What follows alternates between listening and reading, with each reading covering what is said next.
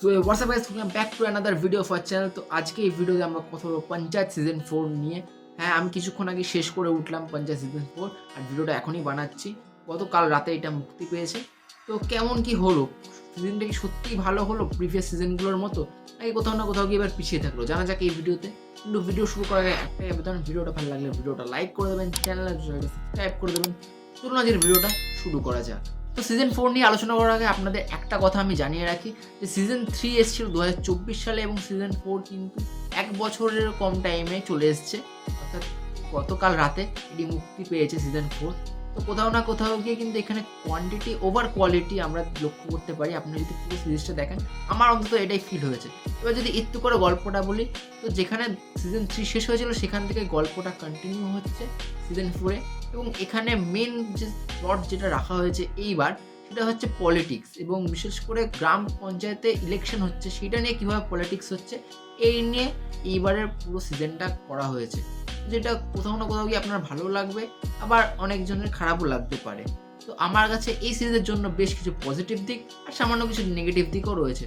তো চলুন আজকের ভিডিওতে জানা যাক।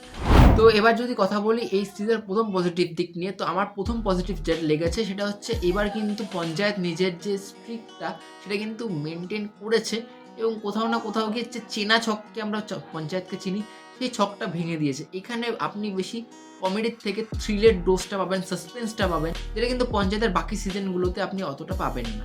তো যে কারণে এটা একটা পজিটিভ দিক আমার এটা লেগেছে। এবার অনেকের হয়তো এটা ভালো নাও লাগতে পারে, কারণ তারা হয়তো লাইট হার্টেড কমেডি ওয়েতে আপনি ট্রিট করতে পারেন পঞ্চায়েতকে। কিন্তু এবার সেটা একটু যখন সিরিয়াস, যেহেতু পলিটিক্স ঢুকেছে সেখানে একটু সিরিয়াস, একটু সাসপেন্স এসছে, এটা কিন্তু বেশ একটা আলাদা ধরনের শেড অ্যাড করছে এই সিরিজটাকে।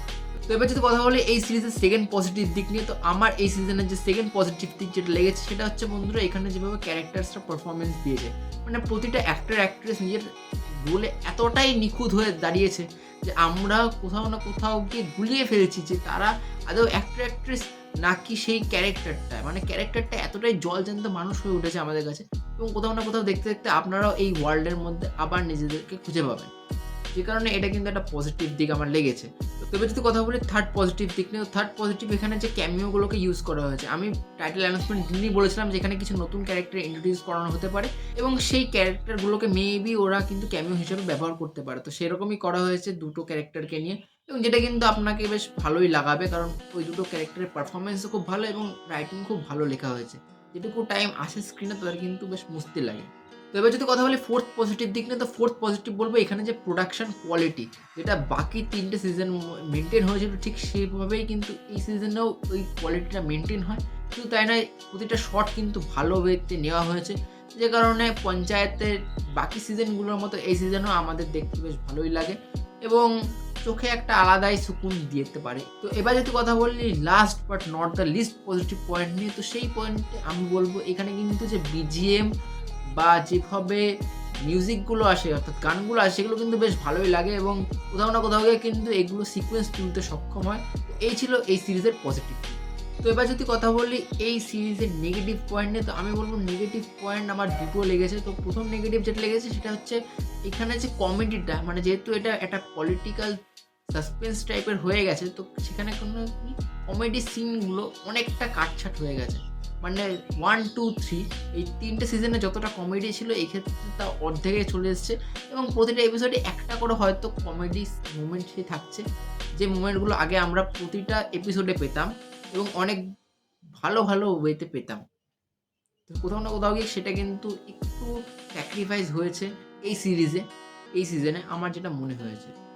এবার যদি কথা বলি সেকেন্ড নেগেটিভ পয়েন্ট নিয়ে, তো সেকেন্ড নেগেটিভ বলবো প্রথম 4টে এপিসোড, মানে 1, 2, 3, 4 এই 4টে এপিসোডে কিন্তু মানে গল্পটা খুব একটা আহামরি কিছু এগোয় না, কারণ মোমেন্টসগুলো ভালোই ক্রিয়েট হচ্ছে, বাট স্টিল পঞ্চায়েত 1, 2, 3 যেভাবে প্রথম এপিসোড থেকে আমাদেরকে হুক করে রাখতে পারে, এটা কিন্তু হুক করে রাখতে পারে না। এবং যেহেতু এখানে পলিটিক্স প্লাস সাসপেন্সও ঢুকে যাচ্ছে, সে কারণে কোথাও না কোথাও একটু স্লো বার্ন ক্রাইম থ্রিলার টাইপের ওইরকমভাবে একটু সিরিয়াস হয়ে মোডে আমরা চলে যাই। এবার আরেকটা কথা বলি, তো এই ক্ষেত্রে আমি আরেকটা জিনিসও ফিল করেছি যে অনেকেরই হয়তো এই সিরিজটা অতটা ভালো লাগবে না এই সিজনটা।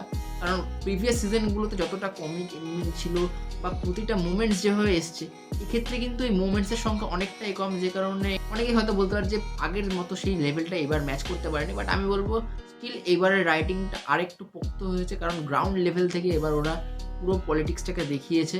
তার সাথে, সাথে কিছু মোমেন্টসও অবশ্যই ক্রিয়েট করতে সক্ষম হয়েছে। তো ওভারঅল এটা কিন্তু একটা বেশ ভালো সিজন বানিয়েছে ওরা। তবে আরও বেটার হতো। আপনি যদি বলেন যে আমাকে যে রেট করতে 4 টে সিজনের মধ্যে, আমি অবশ্যই বলব যে 1, 2, 3 দেন 4 আসবে। কারণ 4 টা অনেকটাই পিছিয়ে থাকবে বাকি ৩ টে সিজনের থেকে। আর হ্যাঁ, এটা কিন্তু সিজন 5 আসতে চলেছে। এটা কনফার্ম, এবং যে নোটে শেষ হয়, এই নোটটা অতটা হাই না হলেও যে নোটটা শেষ হয় আমরা 101% গ্যারান্টি আছে যে এখান থেকে সিজন 5 আসবেই, এবং হয়তো সিজন 5 এই আমরা এই গল্পটাকে শেষ হতে দেখব। তো এই ছিল আমার রিঅ্যাকশন পঞ্চায়েত সিজন 4 নিয়ে। বাকি আপনারা দেখেছেন কি, দেখবেন কি ভাবছেন কমেন্টে অবশ্যই জানান। ভিডিওটা ভালো লাগলে ভিডিওটা লাইক করে দিন, চ্যানেলটা সাবস্ক্রাইব করে দিন। দেখা হচ্ছে পরের ভিডিওতে। Till then bye bye, love you all.